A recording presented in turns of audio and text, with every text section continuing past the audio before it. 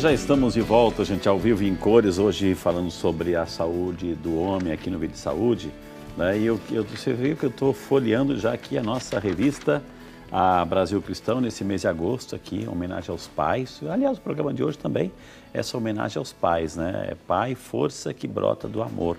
Então, essa revista Brasil Cristão, para você ganhar... deixa eu mostrar certinho, mostra. Tantos anos de televisão, né? Eu não aprendi ainda, né? Oh, que maravilha. Agora sim, está aqui, gente. Então, essa revista é um presente, é um alimento espiritual que quem recebe, quem vira sócio, quem se torna sócio aqui dessa obra, que nos ajuda a evangelizar. Uma das formas que tem para receber a revista é se tornar um colaborador desse projeto. Aliás, pode cortar aqui, agora pode tirar, que eu vou. Tem aqui nossa coluna, onde a gente escreve também, até achar aqui, assim vai acabar o programa, né? Mas, né? A importância dos chás, eu falo dos chás aqui, mostro aqui. Esse mês eu falo dos chás.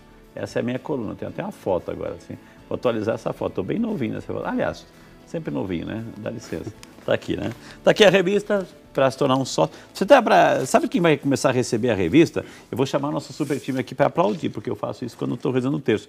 A Maria José Ribeiro de Souza de Timon, no Maranhão, e também o José Benedito Bantoja Moraes de Tucuruna, no Pará, e o Rosinaldo Viana dos Santos de Viseu, no Pará. Eles acabaram de ligar para a gente e ficaram sócios. O que os três merecem, super time? Uma salva de palmas, muito obrigado, que maravilha. Deus abençoe vocês, viu? Doutor João Vitor, nosso médico urologista, está aqui respondendo brilhantemente todas as perguntas. Aprendeu muito bem, foi muito bem educado pelo seu Valdir e a dona Valéria, né? Entendeu? Está aqui hoje respondendo tudo, né? Doutor, a pessoa não quer se identificar, a gente respeita com muito carinho, porque a saúde do homem tem todas assim, algumas situações constrangedoras, enfim, a pessoa não quer se identificar. Eu vou chamar de Seu Francisco, pode ser? Pode. O Seu Francisco, não vou dizer a cidade, mas ele diz assim, ó, eu faço o tratamento de próstata, tomo o medicamento, eu vou dizer o medicamento por causa do médico aqui, doxazosina e Dutan.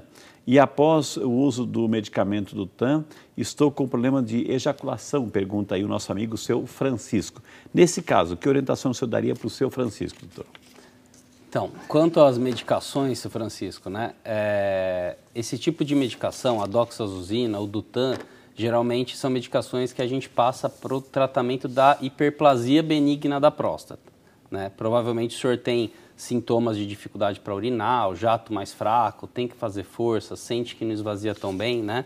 Por isso que o seu médico iniciou esse tipo de medicação. Seja o Dutan ou a doxazosina, eles têm no componente deles uma medicação da classe dos alfa-bloqueadores. Então, essa medicação, ela relaxa o canal da urina na altura da próstata, principalmente na região onde a bexiga está se unindo à próstata. Então, esse canal que se forma a partir da bexiga e entra dentro da próstata, sofre um relaxamento. Como a ejaculação, o líquido da ejaculação é produzido e liberado no interior da próstata, desse canal, como tem esse relaxamento, no momento da ejaculação, uma parte do líquido, em vez de sair para fora, retorna para o interior da bexiga. Então, isso chama ejaculação retrógrada. Quem toma esse tipo de medicação, muitas vezes o médico, a gente tem que orientar o paciente que ele pode ter ejaculação. Isso traz consequências, doutor, essa volta do líquido? Na verdade não traria implicação nenhuma para o paciente. Porque a própria urina vai liberar. Vai liberar e vai limpar depois. A única coisa é que, por exemplo, quem está tentando engravidar, né? Quem está numa situação dessa pode ter dificuldade, pode ter algum processo de infertilidade. Porque não vai estar liberando a maior parte do líquido da ejaculação, uma boa parte vai retornar, então vai perder, né, espermatozoides, mas isso não traria consequência. Muito bem, o Seu Francisco aí acompanhando o programa, ele sabe que a resposta foi para ele, viu? E não só para ele, mas isso é uma dúvida comum, né? Doutor, a Maria Josilene da Silva Almeida, aqui de Valinhos, bem pertinho de nós, ela, muito bem, dona Maria, Deus abençoe a senhora, ela sempre... Geralmente ele falou assim, a esposa perguntando a esposa, a mãe perguntando a filha. Mas assim, a gente respeita e trata todo mundo com muito carinho, viu? Meu esposo tem 53 anos e levanta várias vezes para fazer xixi, para urinar à noite. Gostaria de saber se é normal ou não, pergunta a nossa amiga Dona Maria, preocupada com a saúde do seu esposo. Isso valeu, né? Daí, doutor. Sim.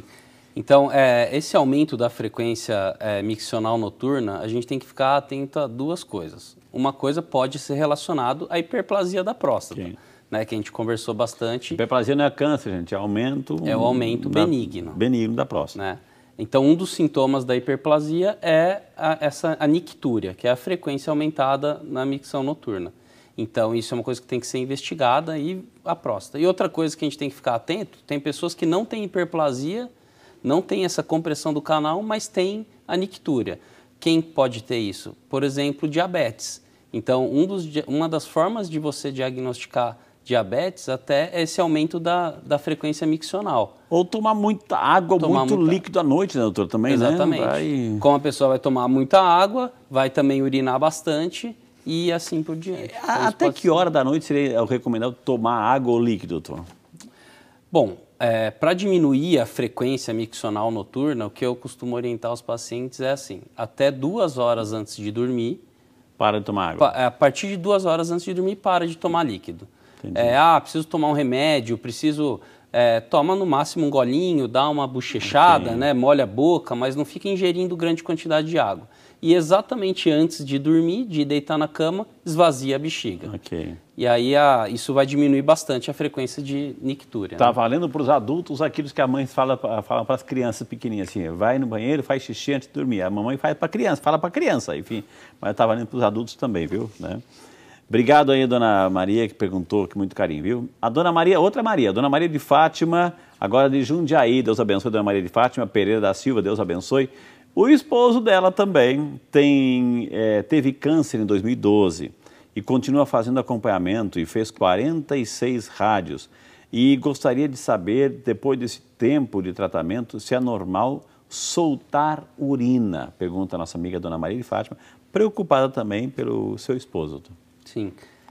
Bom, a radioterapia é um dos tipos de tratamento do câncer de próstata. Então, radioterapia é a radiação que é direcionada para a próstata. É local, né? É local. Porém, né, esse local, muitas vezes, essa radiação pode extravasar, pegar um pouco a bexiga, pode pegar um pouco o reto. Periférico, né? O periférico, né? Depende muito da forma como isso é feito, né? Pegando a bexiga, por exemplo, espalhou um pouquinho, pegou a bexiga, isso pode dar causa um processo inflamatório da bexiga, né? A gente chama de cistite actínica, né?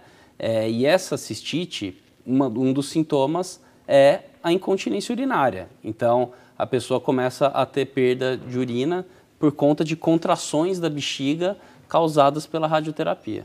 Né? Eu vou deixar o doutor João Vitor aqui dar uma respirada, né? Porque nós temos um VT, diretor, sobre, assim, interessante, sobre a alimentação. Inclusive, a alimentação se aborda o tema testosterona. Acompanhe com a gente. Homens e mulheres têm tendência a optar por uma alimentação diferente, tanto nos tipos de alimentos escolhidos como na quantidade.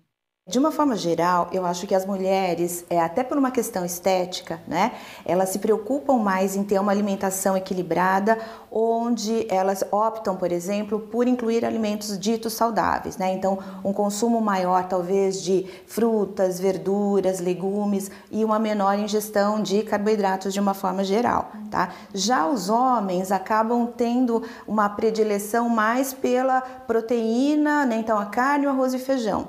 Muito embora isso tenha mudado mais recentemente, porque muitos homens também praticam atividade física e têm essa preocupação não só com a saúde, mas também com a questão estética. Então, esses também procuram, de uma forma geral, equilibrar melhor, né, a ingestão de frutas, verduras, legumes, reduzir o excesso de alimentos ultraprocessados, que são aqueles com um maior teor de gordura, de sódio e de carboidratos refinados. Mas, de uma forma geral, a gente pode sim afirmar que, em função da taxa metabólica, enfim, os homens tendem a ter um aporte de energia maior do que as mulheres. Alguns alimentos são importantes para regular a testosterona, o hormônio masculino. Por exemplo, a testosterona no homem vai ser muito importante para a questão do ganho de massa magra, para a questão da libido, para a energia. Então, existem alguns alimentos que podem e devem ser incluídos na alimentação que poderiam, então, aumentar, né,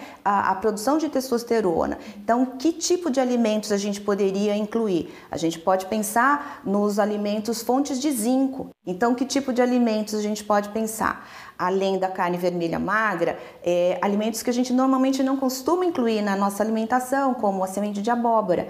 A semente de abóbora é um alimento riquíssimo em zinco, né? Zinco e vitamina E, além das amêndoas. É preciso também incluir na dieta dos homens os alimentos que ajudam na prevenção do câncer de próstata. Vários estudos mostram que alguns alimentos, algumas substâncias presentes nos alimentos podem gerar um efeito benéfico. Então, um dos mais conhecidos e comentados, né, dessas substâncias seria o licopeno. O licopeno é um pigmento, né, avermelhado, encontrado no tomate, na melancia, na goiaba, que poderiam ser incluídos para ter esse efeito protetor. Valeu a dica aí, né? São alimentos que contribuem, não vão substituir, mas contribuem principalmente nesse equilíbrio aí desses níveis, doutor. Ajuda. Valeu a dica, não? Valeu a dica. Na verdade, sim, antigamente a gente não tem tantos estudos que suportam essa questão, por exemplo, do tomate, né? Antigamente o pessoal falava, come bastante tomate por causa do licopeno, que isso vai prevenir o câncer de próstata. Os estudos que existem sobre isso não são tão fortes, então não é uma coisa que as pessoas precisam ficar comendo um monte de tomate porque não vai ter câncer de próstata. Mas sugerem alguma melhora. O que a gente sabe hoje em dia é que as sementes, né? As sementes em geral, isso pode sim tá trazendo um benefício na prevenção do câncer de próstata. Essa questão da testosterona que foi citada, né? Para melhora da testosterona, então o zinco é realmente uma boa fonte.